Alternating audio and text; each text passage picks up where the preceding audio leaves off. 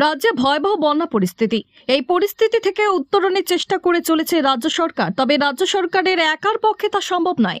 এখনো পর্যন্ত প্রায় 15,000 কোটি টাকার মতো ক্ষয়ক্ষতি হয়েছে এই বন্যায়।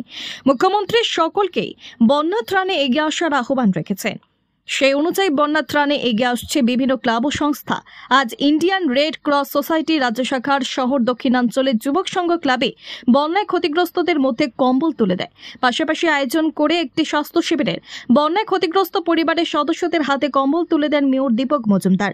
তাছাড়া উপস্থিত ছিলেন Indian Red Cross Society Agartala শাখার কোষাধ্যক্ষ তথা corporator Abhijit Mallick, Red Cross সোসাইটির অন্যান্য সদস্য সহ ক্লাবের সদস্যরা।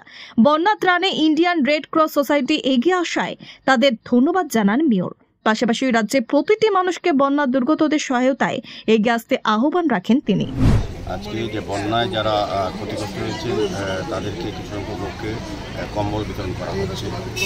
আমি ধন্যবাদ জানাই অতিথি সহ রেড ক্রস সোসাইটি এবং যুবক সংঘকে যে সারা রাজ্যে ভয়াবহ বন্যার সঙ্গে রাজ্য সরকার যেমন সহযোগিতা করতে পাশাপাশি বিভিন্ন স্বেচ্ছাসেবী সংগঠন, ক্লাব, প্রতিষ্ঠান, ব্যক্তি এগিয়ে আসছে। আমি বলবো যে এটা খুব শুভ উদ্যোগ। আগামী দিনেও রেড ক্রস সোসাইটি এমনি সারা বছরই বিভিন্ন কাজকর্ম করে থাকে। যুবক সংঘ বিভিন্ন প্রোগ্রামে আসি, তারা সারা বছর কাজ করে এবং আমাদের আগরতলা পৌর নিগম থেকে কিন্তু বিভিন্নভাবে সহযোগিতা করা হচ্ছে। বন্যায় যারা ক্ষতিগ্রস্ত হয়েছেন তাদের পাশে দাঁড়িয়েছে সরকার সংগঠন। আমরা রাজ্যের মাননীয় মুখ্যমন্ত্রী প্রফেসর ডক্টর মানিক সাহেবকে ধন্যবাদ জানাই। উনি এবং ওনার সরকার এই দুর্গতদের পাশে দাঁড়িয়েছেন এবং আমাদের সমস্ত অংশের মানুষ সরকারকে সহযোগিতা করছেন।